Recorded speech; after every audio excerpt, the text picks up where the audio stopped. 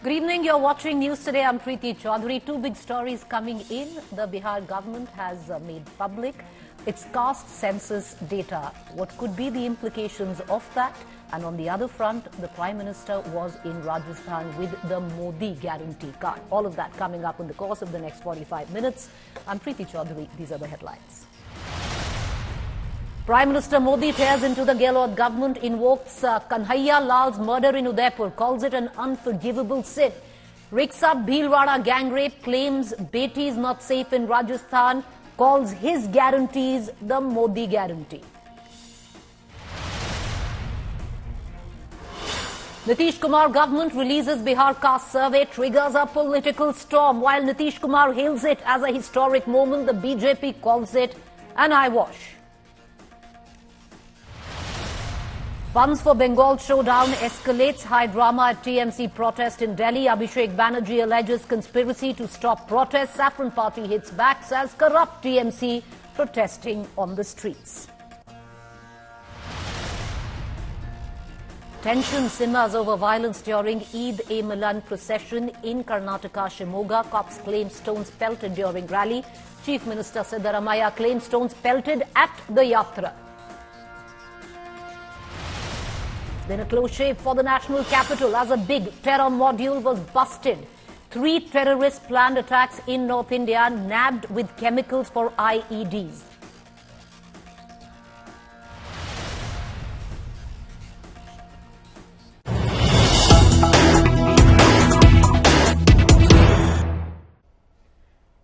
All right, viewers, let's begin with the shocking news that is coming in from Nanded, Maharashtra. 24 dead in just 24 hours at a government hospital in Nanded. What we have been given to understand, victims including up 12 newborn babies. Victims include 12 newborn babies. The hospital administration has admitted to shortage of medicine, which is criminal. What we're given to understand right now is that 24 have been reported dead in just 24 hours. All of that at a government hospital in Nanded, Maharashtra. What is tragic is that the hospital administration has now admitted to a shortage of medicine. Lives lost at a government hospital due to negligence, shortage of medicine. या काळामध्ये जी Haffkine ह्या संस्थेकडनं औषधांची खरेदी होणार होती तर ती झालेली नाही. त्यामुळे एक थोडीफार अडचण निर्माण झाली. आपले जे काही सँक्शन बजेट आहेत त्याच्यामधनं रुग्णसंख्या जास्त प्रमाणात वाढल्यामुळे हे बजेट पण थोडंफार कमी पडतं आणि मग अशा वेळेस आपण अत्यावश्यक रुग्णांना किंवा गरजू रुग्णांना औषधामुळे मृत्यू येईल असं कधी घडू देत नाही.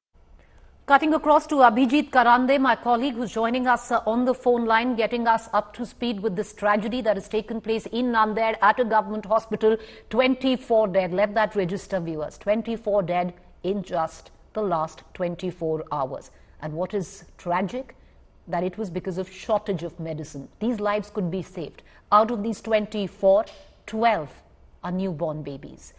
Abhijit, can you get us up to speed with the latest? What is it that the administration is saying? What is the action that is being taken? This is the complete case of a negligence. We can see that what doctors are saying that they are not able to purchase the medicines in time, and because of that some problems were there. But as we know that this is the biggest hospital in the region of Nanded, so many patients came for the treatment. In last 24 hours, 24 people were died in the hospital, and 12 out of them were newborn childs or newborn babies. And hospital authorities are saying that some are ill because of chronic disease, and some are brought in the hospital when they were in last stage. But there is no confirmation about it, and all cases were like this, or any other reasons were behind that. But Abhijit, who is claiming shortage of medicine? That is a surgeon. Chief surgeon is claiming that there were a shortage of medicine, as we heard his bite before our chat. So the chief surgeon is saying shortage of medicine. The administration is trying to cover up what is sheer criminal negligence at the fact. Can you take us through 12 infants, newborns, in the list of 24 dead in 24 hours, lives that could have been saved? If they can, if they would have been purchased the medicines in time, these lives would have been saved in time. And this is the second incidence in last 2 months in the Maharashtra. We have seen in such incidents in Kalwa in August 13 that 18 people were died in hospital, government hospital in Kalwa, Thane. And this is the second incidence happening in Nanded, which is in a Marathwada region, that 12 people, 24 people died in a within a 24 hours of span, and 12 out of them were newborn childs. As we have seen after this incidents, ex-Chief Minister Ashok Gehlot visited the hospital and taken a stock of a situation and demanded a detailed inquiry into the complete case. After that, many other political parties and social organizations also demanded the detailed inquiry, but there is no response from the government yet. But maybe in a day or tomorrow there will be report will come why these dates happened in a short span of a time. All right, appreciate you joining us, Abhijit. We're going to make sure, viewers, that we ask the government on why is it that there was a shortage of medicine, not for the first time, the second incident on a government hospital in the state of Maharashtra. This is how cheap life is in our country. 24 dead in the last 24 hours. The reason, alleged lack of medicine, criminal negligence to say the least. We're going to keep an eye on developments on that story. Meanwhile, let's quickly shift focus to our big political story that we're tracking very closely, coming in from Rajasthan. The Prime Minister was there in Rajasthan, Chittorgarh today. And there he launched a scathing attack on the Gehlot government. From taking Gehlot on poor law and order situation in the state to accusing him of appeasement politics, to calling out the internal infighting within the party. Modi went guns blazing at Gehlot today. Listen in. इस चुनाव में हमारा एक ही चेहरा है और वो चेहरा है कमल. With Vasundhara Raje sitting on the dais, Prime Minister Narendra Modi delivered the biggest blow to the former Chief Minister. इस कमल के नेतृत्व में, कमल के निशान से She will not be the face of the BJP campaign in Rajasthan. At a rally in Chittorgarh, Modi listed his party's agenda one by one, and law and order comes on the top. Rajasthan को बचाएंगे. The Prime Minister cited the beheading of Kanhaiya Lal to make his point. कपड़े सिलाने के बहाने लोग आते हैं और बिना डर, बिना खौफ के टेलर का गला काट देते हैं और वीडियो बनाकर गर्व से वायरल कर देते हैं. कांग्रेस सरकार को उसमें भी वोट बैंक की चिंता सताती है. Question paper leaks that have hit the youth of the state found special mention. Kalika माता की मैं राजस्थान के नौजवानों को वादा करता हूं, नौजवानों मुझ पे भरोसा करना. ये पेपर लीक माफिया का पाताल में भी जाकर उसका हिसाब किया जाएगा. The Prime Minister launched development projects worth 7,000 crore rupees. He assured proper implementation of welfare schemes, calling it a Modi guarantee. 1000 crore से अधिक के प्रोजेक्ट्स की सौगातें साथ लाए. आज मैं राजस्थान के हर गरीब, दलित, पिछड़े और आदिवासी परिवारों को एक और गारंटी दे रहा हूं. मोदी हर गरीब को पक्की छत देगा, पक्का घर देगा. अब तक 4 करोड़ घर बना दिए हैं और जिनका बाकी रहा है काम चालू है. The Congress has hit back at the Prime Minister.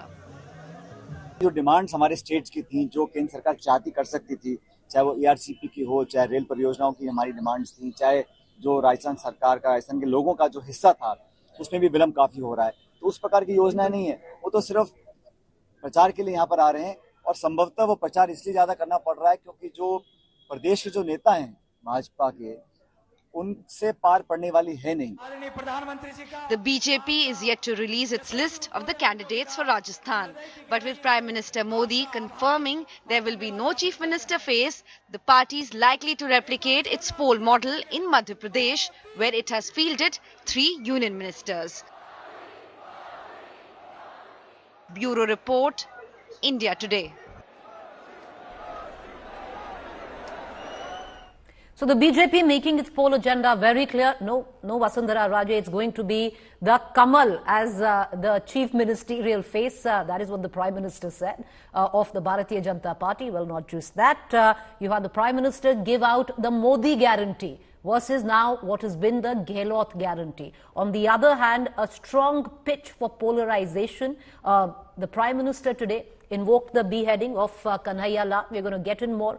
Will this narrative work in the state of Rajasthan? Let's take it to our panelists. Salman Soz joins us from the Congress. Sanju Verma, Bharatiya Janata Party national spokesperson. Avinash Kala, senior journalist. Avinash Kala, for somebody who knows Rajasthan as the back of your hand, what did you make of what the Prime Minister said today? I would reckon if I was going through his speech, other than, of course, raising law and order, making it clear there is no CM face, it's going to be the Lotus, which will be the chief ministerial face for the Bharatiya Janata Party, is what the Prime Minister said. But Mr. Kala, the biggest would be that we can expect this election to be very high on polarization. You had the Prime Minister invoke the beheading of Kanhaiya Lal. It comes in the wake of Mr. Biduri being given the poll in chargeship of a region like Tonk, a seat like Tonk, which is already seeing massive communal polarization. With what you had mentioned earlier in my show as well, 3 days ago, a Muslim boy is beaten by a mob and not a word from any BJP leader.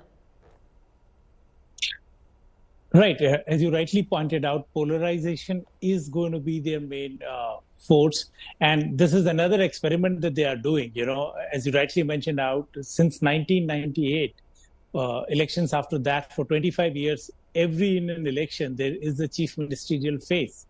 This time, BJP's party line is not to keep any face. And secondly, Rajasthan is not a state which is very polarizing. You know, we are divided by caste, but by no distance or stretch of imagination, we are a communal state. We are not a communal state. But this time, BJP is upping the ante on that side. Last time also, if you look at elections, earlier in Vasundhara Raje's government, you would, whenever Vasundhara Ji was the face, you would have 8 to 10 Muslim MLAs contesting from the BJP. The BJP would get some minority votes and Muslim MLAs would be made sizable minister. Last time, they could only field one Vasundhara loyalist as a candidate against Sachin Pilot. And I believe he was the last candidate to be announced, Yunus Khan. So that was clearly agenda. And this time also, looking at the way they have worked in 4.5 years, you don't see any Muslim or a minority candidate getting any seat from the BJP. Rightly mentioned, for last 3 days, Jaipur is blocked. You know, the streets are red, but not a word from a party which says law and order is an issue that they have. So they're very selective about their law and order and everything. So polarization, yes, is going to be one of their strong pole. And you rightly pointed out Viduri's appointment.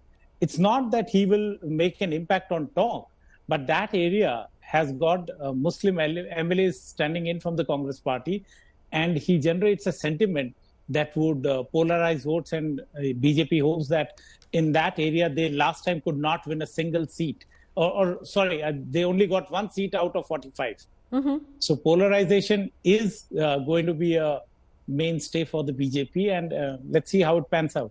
Well, interesting. Law and order was something which was also picked up where the Prime Minister took on the Gehlot government, where he went on to give instances of the sheer fact that this year it has been Rajasthan which is #1 where it comes again, where crime against women, the NCRB data is concerned, followed by Madhya Pradesh at #2. Last year it was Madhya Pradesh at #1. But having said that, also Sanju Verma, I'll bring you in because you're shaking your head, you know, with every point that was being raised by Mr. Kala. But, you know, madam, for a minute, step back and look into it. What else would explain in stating Mr. Biduri, who used the filthiest of language in the parliament, and give him a charge of an area which is basically a communal tinderbox in the last couple of months. Every communal incident that has happened in Rajasthan, or at least a sizable amount of them, have taken place in this particular belt. To make him in charge of that area where it's a huge Muslim population, where Tonk is concerned. In 2018, you would have tried it with a Muslim candidate. This time, it seems you're going the other way, where at least Tonk is concerned. So, one question there. Number two, to invoke Kanhaiya Lal's beheading, saying that you are voting for a government do you want incidents like this? Number three, there's been an incident where a Muslim boy was beaten up by a mob, and not a word from any BJP local leader in Rajasthan. Okay. Preeti, good to be on your show after quite a bit. I also want to tell you that, regarding that horrifying story of 24 people dead, including 12 infants, I'm sure, the Chief Minister, Mr. Shinde, and Tanaji Sawant, the Health Minister, will look into your story, and a due probe should be conducted so that the guilty are punished. Coming to your specific query, let me now just say this. And, I am not going to be beating around the bush. I am appalled, and this has nothing to do with Mr. Kalla's statement, or people who want to put BJP in the dockyard and guillotine Ramesh Biduri for making the statements that he did. I said it on one of the earlier shows on India Today with your colleague Rahul Kaval. I don't believe in stereotyping a certain community, be it Muslims, Parsis, Sikhs, what have you, even Hindus for that matter. I think that's the least we can do in the 21st century. We are all educated individuals, at least most of us are. So saying that, ki tum katwe ho, mulle ho. Can you not use this, madam? Yes. Avoid that, please. Okay. Avoid that. Okay. So that language strangely, for some MPs, it might, work, or it's the language they can use in the parliament. But, ma'am, definitely, I would not allow it in my studio. Yes. Go ahead. Okay. So that language is despicable, to say the least. But I cannot fathom why is it that when the Lok Sabha Speaker has said categorically that a probe is being conducted, and let us find out, doodh ka doodh, pani ka pani hoga, and since Preeti has admonished me that let us not use this kind of language, so let me also remind, Mr. Kalla and many like him who are ready to point a finger at the BJP, that is it true that Danish Ali said कि प्रधानमंत्री जो NEECH है उसको वो नहीं बुलाएंगे तो उसको और क्या बुलाएंगे? And let me tell you one more thing. There is such a hue and cry on the fact that a person from the Muslim community was marginalized, beaten up. I also want to draw the attention of people to the recent happening in Sambhal, where 2 teachers and a school principal asked Hindu students to be beaten up by their Muslim classmates. And ये जो secularism के सूरमा बने बैठे हैं ना, secularism की दुहाई देते हैं, इन सूरमाओं में से किसी एक सेक्युलरिज्म के सूरमा ने संभाल के इंसिडेंट की condemnation नहीं की. Point number 1. Point number 2. When you raise a finger at Mr. Biduri, I want to ask how many people ever forget admonishing, even dared. I'm not talking of Preeti, you as a journalist, but I've seen so many journalists through the last couple of years. I've never seen anyone ask pointed questions to Kamal Nath about the fact that 1984 anti-Sikh riots, Kamal Nath did not cover himself in glory. One has to read the Nanavati Commission report to know the gory details. People were saying, "Arey, bahut badhiya hua," when he became the Chief Minister of Madhya Pradesh before he was ousted. How many people said to Priyank Khadge, the son of Mallikarjun Khadge, who happens to be the Congress president, when he said, Hinduism के बारे में, सनातन धर्म के बारे में, यदि Udaynidhi Stalin has compared it to dengue, malaria, it is a disease. If he's called it a disease, what's the big deal? Did Mr. Kalla or his likes fret and fume that time? No, it was supposed to be par for the course. So please don't sit here and give a bhashan. ये secularism पर हमको आपसे certificate की जरूरत नहीं है. Okay, ma'am. Listen. One last point, Preeti, please. One last point. I'm sorry. You started off with a very, I won't use the word provocative. You asked the right question. But this is, a feisty debate. It's going to be one for the simple reason that I cannot tolerate the hypocrisy when there is a law and a problem in Haryana. Who is, question? It is Manohar Lal Khattar. When there is a law and order problem in Assam, you question Himanta Biswa Sarma. When there is a law and order problem in Uttar Pradesh, you are baying for Yogi Adityanath's blood. But when there is a law and order problem in Rajasthan, what do? You try to whitewash it by saying, हुआ तो हुआ, कौन सी बड़ी बात है? अशोक गहलोत जिम्मेदार नहीं है, राहुल गांधी जिम्मेदार नहीं है, प्रियंका वड्रा हुरान स्क्रीचिंग लड़की हूँ, लड़ सकती हूँ, तो Hathras, but did not have the time to meet the Alwar gang rape victim and was busy holidaying at Ranthambore when that gang rape in Alwar happened. When somebody asked her, she said, "Hua to hua."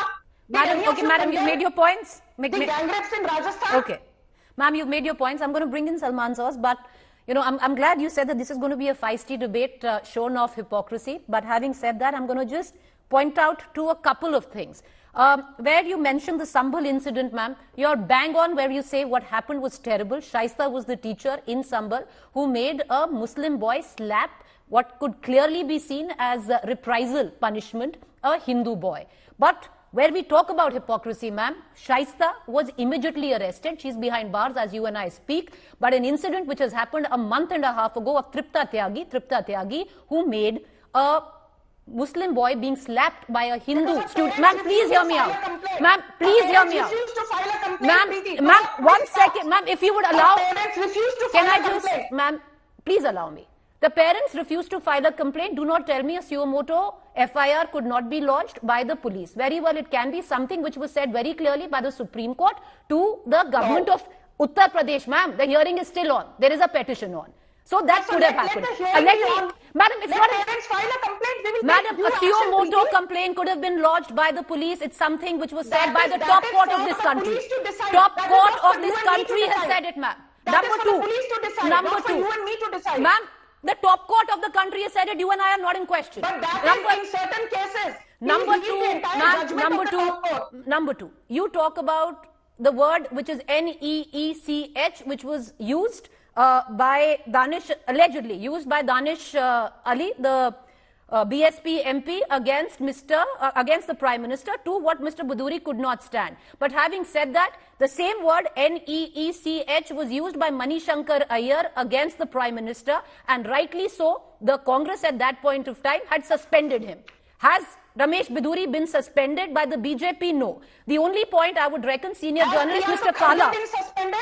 Has Priyanka Kharge been suspended, Preeti? Madam, Preeti, I am a bit upset now. Please allow me. You made many allegations, Preeti. Preeti, you know, I love coming on your debates, but I have to say this. And you know, I can see you're also getting a bit agitated, which is so untypical of you. If there is indeed a word. Ma'am, I'm not being agitated. Facts are facts. Let me now say one thing. Okay, make your point, then I'll open out the debate. You make your point. Preeti, make your point. You told all through this debate. What did you say? And I have a great memory, just like you have. Please play out your bites till now. We are how many minutes into your program? 22 minutes. You said Ramesh Biduri said. You did not say Ramesh Biduri allegedly said. Whereas you said that Danish Ali allegedly Madam, because he said we heard him. Because we heard him. We did not hear Danish Ali, so alleged for Danish Ali. Ma'am, come on. You heard him. Okay, ma'am, after the show, I'll send you a video which is now, of course. Preeti, can I please speak? At least on your show, I'm sure I have FOE. Madam, you have spoken ad nauseum for 6 minutes. Now, so can I open the debate to the Congress panelists with your permission? Have you condemned what Priyanka Kharge said? That Ma'am, of course, we did multiple shows on what? Let me say it. Okay, because you want to hear it. Madam, because you want to hear it, let me say it. You're not letting me say it. Because you want to hear it, let me say it, that the language that the junior Stalin used was borderline fascist. Are you... Now, somewhere down the line, is it okay? Borderline fascist, if not fascist. Right? Fascist, not borderline fascist, but fascist. Okay, one second. Madam, now let me open out the debate. Please allow me to do that. Can I just get in the Congress spokesperson, Salman Soz? Salman Soz, let's move in. Okay, because it's not about Ramesh Biduri. That's a topic of a different debate, some other point of time. But the fact is, this election, one of the issues, and that was rightly pointed out by senior journalist Mr. Kala, will be a polarizing election when we see it. But having said that, there were other issues that the Prime Minister also raised. That, number one, was the topic of infighting. Where you come down to it, suddenly now you see once again your own party unit in Rajasthan sniping at each other. And what possibly the Rajasthan Congress unit would have hoped was that the infighting in Rajasthan, because the lack of a chief ministerial face being announced, Vasundhara Raje might turning rogue. That's not happening. They are moving in a cohesive unit. So, Preeti, let me just address these issues. The Prime Minister raised some important issues. I think we should really be talking about them. As far as the Hindu-Muslim of BJP, I will not talk about that. Let them talk about it. We will talk about the issues that matter. The Prime Minister raised a few issues, and please, I beg your indulgence because you gave the BJP spokesperson a lot of time. The Prime Minister talked about paper leaks, for example. And, you know, paper leaks, whenever they happen, they're very unfortunate. It's sad that these things happen. But, you know, how can the Prime Minister say that he's going to fix things in Rajasthan when in Madhya Pradesh, in early 2023, this year, 12 out of 15 statewide exams, they got leaked. So why did the Prime Minister not do anything in Madhya Pradesh, for example? He talks about crime rate. Of course, crime rate is bad, and of course, Rajasthan must improve. And actually, Rajasthan in 2022 improved 5% compared to 2019. But how can the Prime Minister talk about crime in Rajasthan when the crime rates in states like Haryana are far more? No, not far more. Mr. Soz, I'll give you the time to speak, but let me interject you. Not far more. Number one is the state of Rajasthan. When you look at NCRB data, crime against women, number one state. Let me, you know, Preeti, please. Go ahead. I did not say crime against women per se. And of course, crime against women is horrible. I was talking about overall crime rates. Overall crime rates in Rajasthan are far lower than in Haryana and Uttar Pradesh. You're shifting goalposts, sir. And by the way, Madhya Pradesh, that's data. And the Prime Minister should not be talking about crimes against women because he did not even speak once when that unfortunate video of Manipuri women came out. Did not even speak once. He was forced. We had to literally beg him to speak. So he has no standing when it comes to trying to improve the situation of women in this country. When he talks about employment, you know, or unemployment for that matter, you know, of course, Rajasthan, like many other states in the country, are suffering. But how can you talk about unemployment when in Haryana, the unemployment rate is the highest in the country? So, but I do remember that the Prime Minister makes wonderful promises. And who can forget, if you remember 2014, he said, I will do in 60 months what others could not do in 60 years. And let me tell you what he's done in 60 years. Of course, Modi hai to mumkin hai. Unemployment rate during his time as Prime Minister reached a 5-decade high. Household savings in this country dropped to a 50-year low. In 2017, credit growth slowed to a 55-year low. Of course, he did in 60 months what nobody else could do in 60 years. He promised to double farmers' income. Has it happened? He promised 2 crore jobs a year. And today, I think he again promised something like 16 crore jobs, and now 16 crore jobs are going to get created. He talked about, I don't want to talk about 15 lakh rupees. I don't want to talk about manufacturing will be 25% of GDP. I don't want to talk about the black money being brought back from Swiss banks into India. Meanwhile, people with black money have started running out of the country. Mehul Bhai Choksi or Lalit Bhai Modi. Meanwhile, some cronies are running the country with Mr. Modi.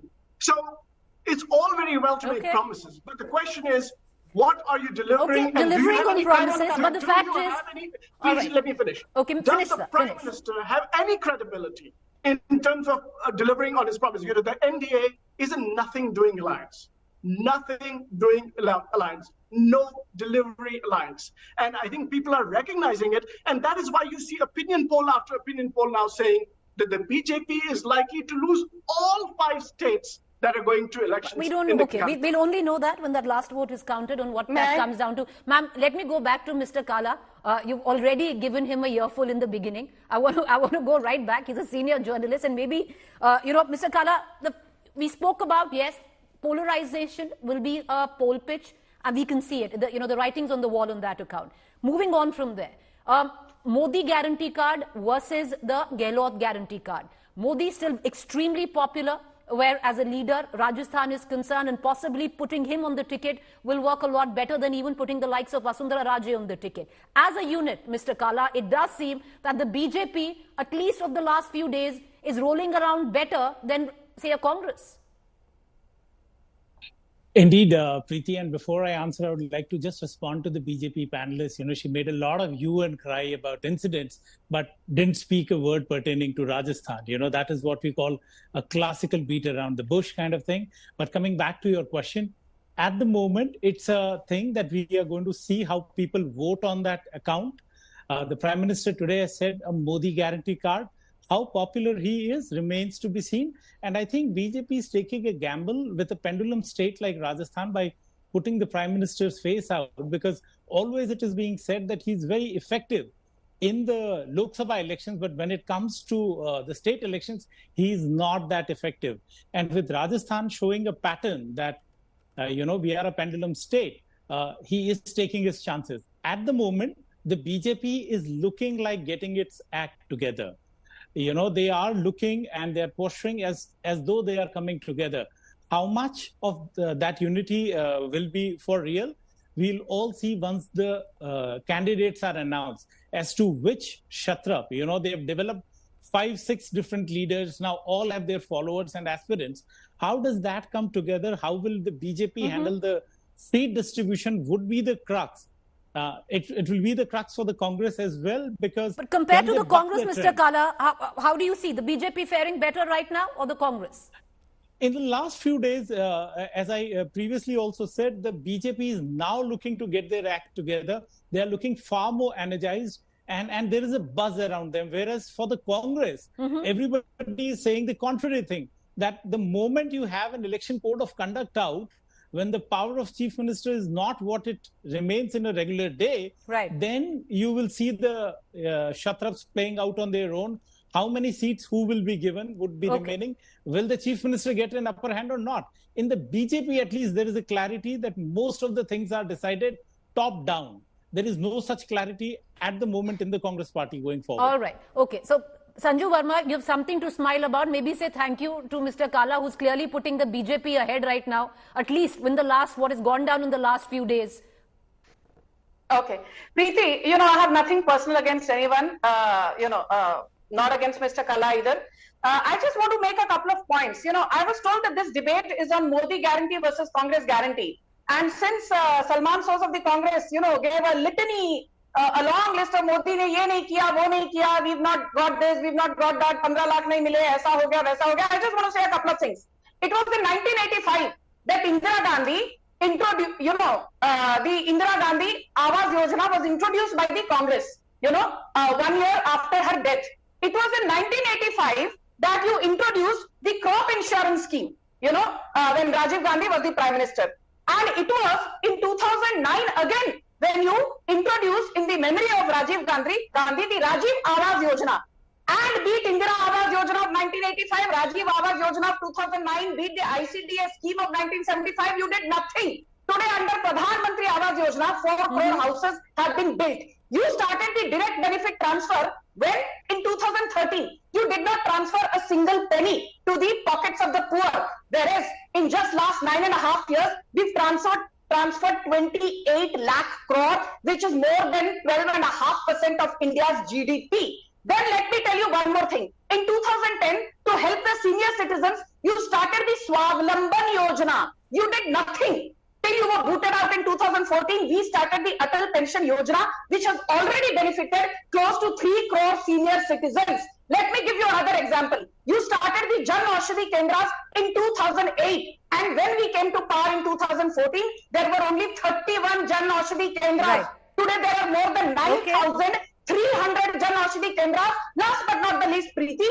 P. Chidambaram made fun of Digital India, which was started in 2015. You started Digital India under the National E-Governance Plan way back in 2005-06, and you did nothing. Today, 15 lakh crore worth of UPI trades are done every single month, which is more than 6.5% of India's GDP. And last but not the least, you started the crop insurance scheme way back in 1985 and did nothing for farmers. Today, under the aegis of Pradhan Mantri Fasal Bima Yojana, more than 29 crore if you question benefits. the deliverability of the BJP, then it might be a little rich, because even if you look at the Gehlot guarantee card, most of these guarantees have come up to the last 4 months of Rajasthan going to vote. No, Preeti, I disagree. I mean, if you think about, there are not just the Rajasthan government, whether it's the Rajasthan government, whether it's the Karnataka government, whether Himachal Pradesh or Chhattisgarh, we have a story of delivery because, let's face it, the Congress party is fighting, in some ways with the back to the wall. So we cannot afford to not be accountable. Unlike the Prime Minister and his party, they become very arrogant. They feel that they can win any election, and of course, they keep losing elections now. But the fact of the matter is that we are delivering. When Chief Minister Ashok Gehlot promised 500 rupees for a gas cylinder, he didn't do it in the last 4 months. He announced it in December 2022, well before the election had to happen. The Prime Minister can now come and say, Modi guarantee dega, but we know what the Prime Minister Modi's record. It is a record of failure. Okay. Think about Karnataka. We promised that women would travel free. We have passed that scheme. We promised that women would get financial support. We passed that scheme. But Mrs. Soos, I'm coming at the end of this debate. One more thing. In Himachal Pradesh, when we revived the old pension scheme, in some ways that has resonated across the country. Why? Just yesterday, you had lakhs upon lakhs of people in Delhi agitating for the old pension scheme because they get it. They understand that they need help, and that is what the Congress party is going to do. All right, I've reached the end of this debate. Appreciate you all for joining us, but very quickly, Mr. Soos, the reason that Mr. Gehlot gave out the guarantee in terms of the cylinder was not so much that he gave it in December 2020. There was something entirely different going on where the internal dynamics of the Congress with Mr. Pilot were concerned at that point of time. But having said that, we're going to keep a keen eye on all developments there. Let's quickly shift focus to our other big story today. The Bihar government gave out the data for its caste census, and the devil lies in the detail, which could very well go ahead and give a full fillip where it comes down to the India campaign, at least getting it started. Let's cut across right now immediately to our guest this evening. Joining me, Sandeep Shastri, National Coordinator, Lokniti Network, Amitabh Tiwari, Political Analyst, Yogendra Yadav, Co-Founder, Swaraj India. Yogendra Yadav, to begin with you, what would you reckon would be the political implications of the data that we see on our television screen, which was, of course, given out by the caste census conducted by the Bihar government? I don't think we should rush into assessing the political implications. First of all, we should recognize that the data released by Bihar government today has vindicated the demand for caste census. What has the data done? This data has demonstrated the need it has demonstrated that the population estimates that we were dealing with in the past have turned out to be quite erroneous. The data published by Bihar government today shows that the OBCs are substantially more than what anyone thought. They are put together 63% of Bihar. The data also shows that the upper caste have been very seriously overestimated in the past, especially the Brahmins. All the upper caste put together are only 11.6% of Bihar. So the claim of those who said we need a caste census because we don't know the reality have been vindicated. I'm waiting for the second installment of the data, which would tell us, because I've been saying, the most important thing about caste census is not just the population estimates. The most important caste census is that it gives us a sense of the educational, social, and economic profile. I'm waiting for that. Let's not rush into assessing the political implications for the time. But Mr. Yadav, that is something which the BJP also says, that this data is completely incomplete because it hasn't, or the government right now hasn't released the socio-economic weaker sections. Yeah, that's not called incomplete data.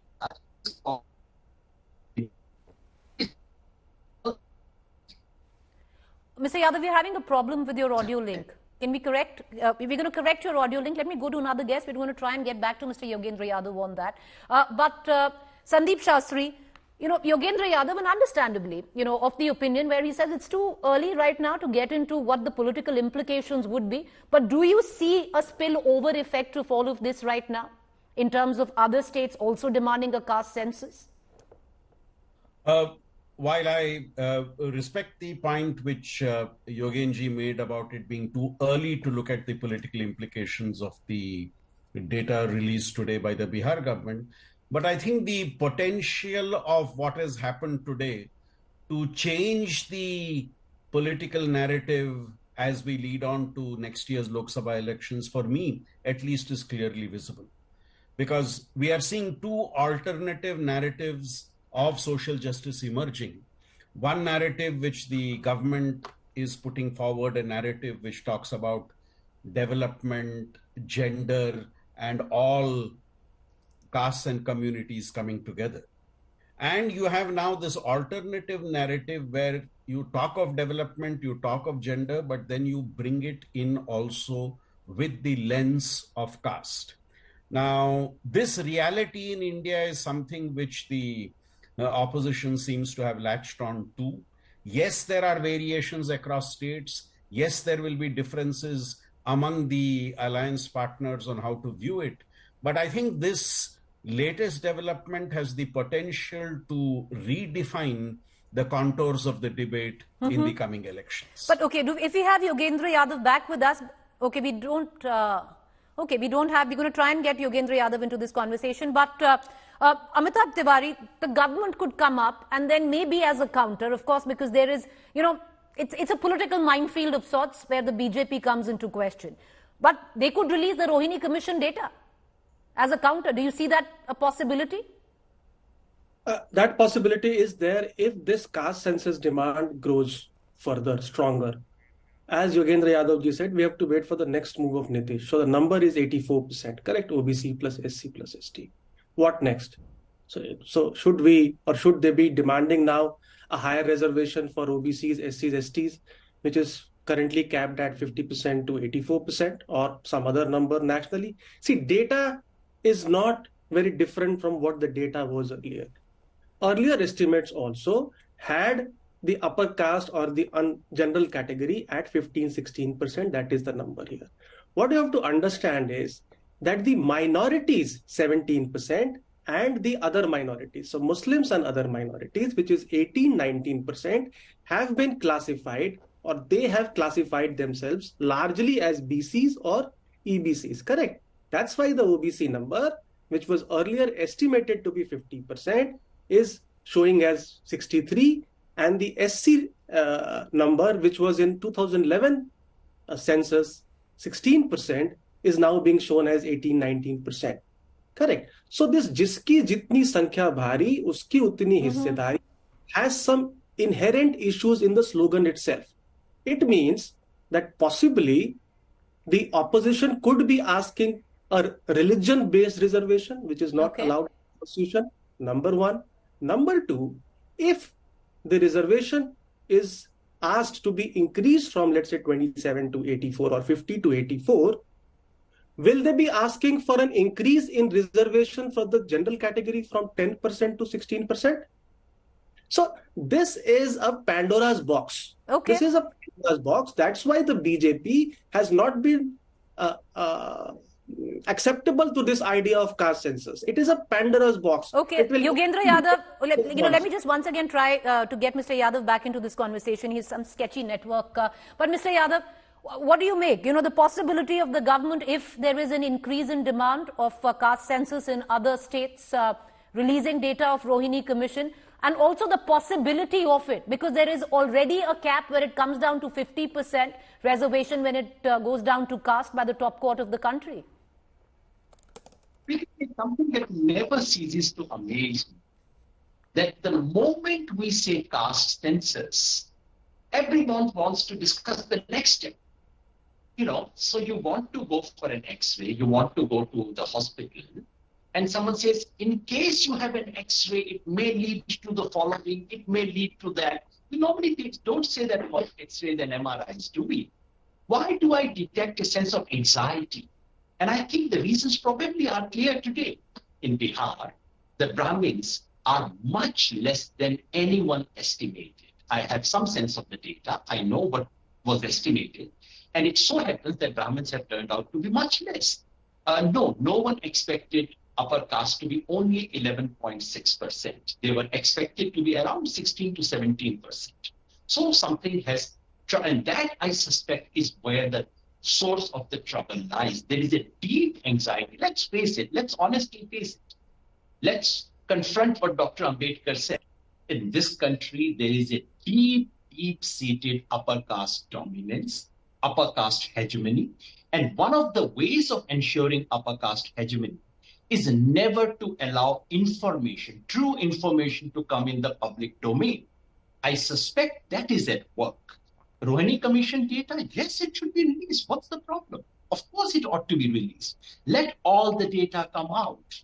Let this country know what is I don't want only the number of caste and communities. I also want to know, now that we know that Brahmins, Bhumihars, and Kayastha and Rajput put together are 11.6% of Bihar, would it not be interesting, Preeti, for you to find out how many IAS officers are from these four communities? Would it not be interesting how many media persons, I'm saying it carefully, how many media persons of Bihar that you meet come from these four communities?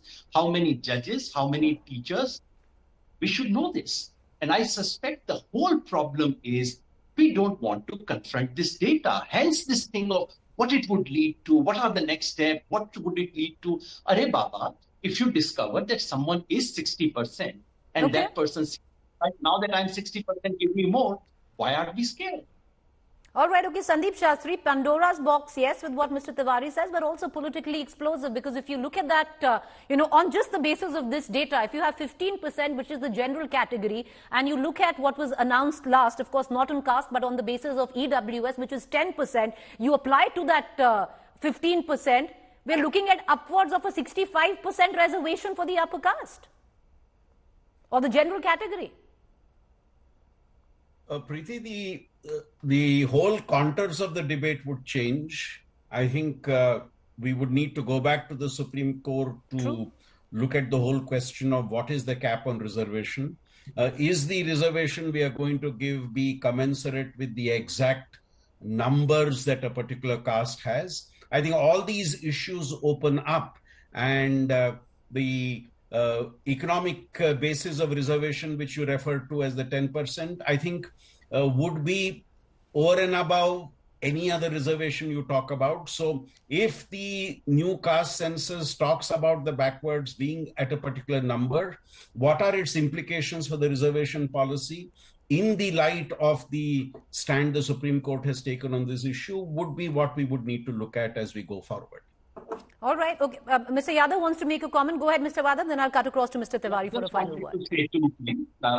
I think Professor Shastri is absolutely right. This would change the contours of debate. And that is why I suspect there is so much of anxiety about it.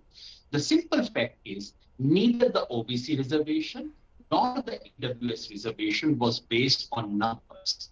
CST reservation is in proportion of population share.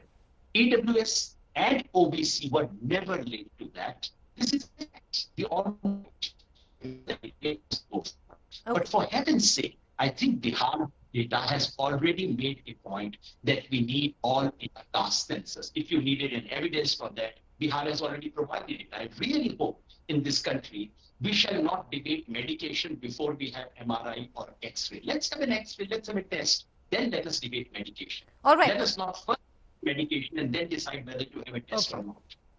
Mr. Tiwari, for the BJP, the reasons that you gave, that it's that the entire exercise is also opening up a Pandora's box, but it's also very politically uncomfortable for the Bharatiya Janata Party, isn't it, sir?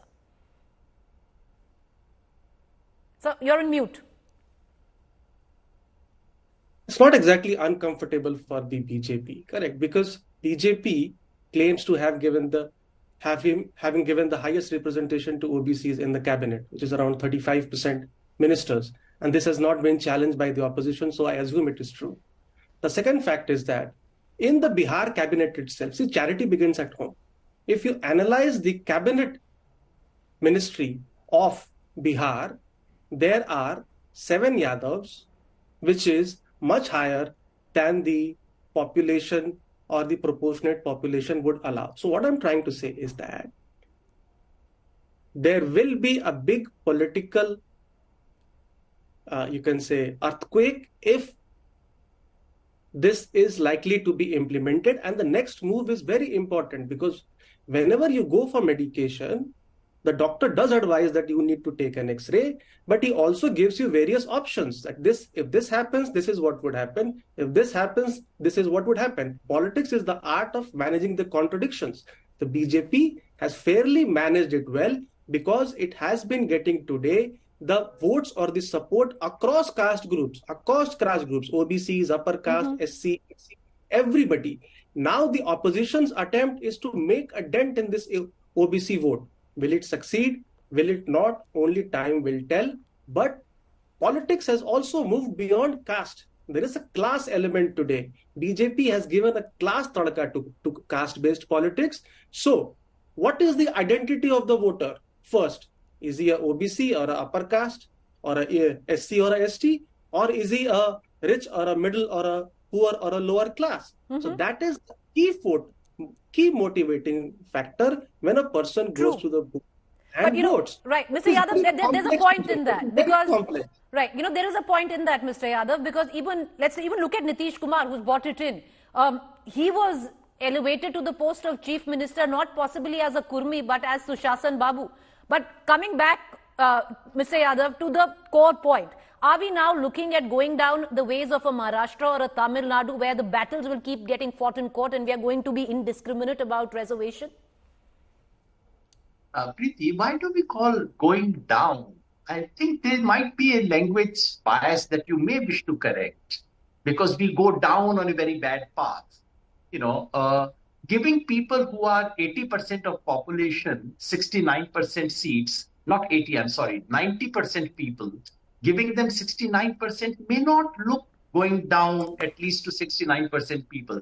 So you may wish to think about all these things. I think, Preeti, for sensitive people like you, it's very important to understand the reality of caste. Indian media, for the first time, has begun to confront the truth of caste.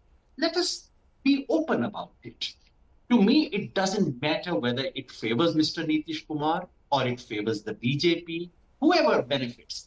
If BJP benefits, all right, they should benefit. What's the problem with that? Right. What is important is the country should know.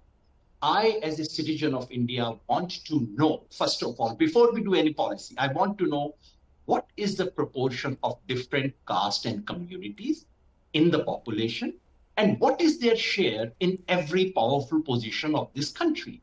Is that a crime to ask for it? Why do some people get very anxious? This is Pandora's box. It would happen. Only the very privileged people say that. In South Africa, the white Africans use this language. Oh, this would open Pandora's box. Please don't behave like one. But, Mr. Yadav, I'm coming to the close of this debate. But you said that, sensitive people like I'm a privileged OBC and I don't want reservation. I could, I can say that. But a lot of the other OBC. So am I. Right. So am I. We come from acute privilege.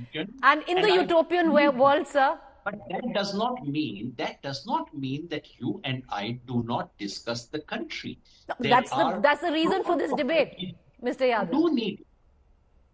There are crores of people who need it. So I'm also a privileged OBC. I have never benefited from OBC and my children and no one in my family is entitled to it, which is perfectly all right. So therefore, but that does not mean that crores of OBCs should not get their due. Well, the fact is a lot of people who are going to be sitting there, especially the young who want to run this country on merit, it's an utopian concept, we understand, could fall back on the likes of you and I who come from privilege, yet come from the OBC, misusing that reservation, which many of our other Indians who have reservation do with what is called the creamy layer. But yes, it's open for discussion and we must discuss it because it's essential in terms of representation. Thank you, all our panelists, for joining us. We'll see you tomorrow. And Gandhi Jayanti today, let's give a moment to remember the Mahatma.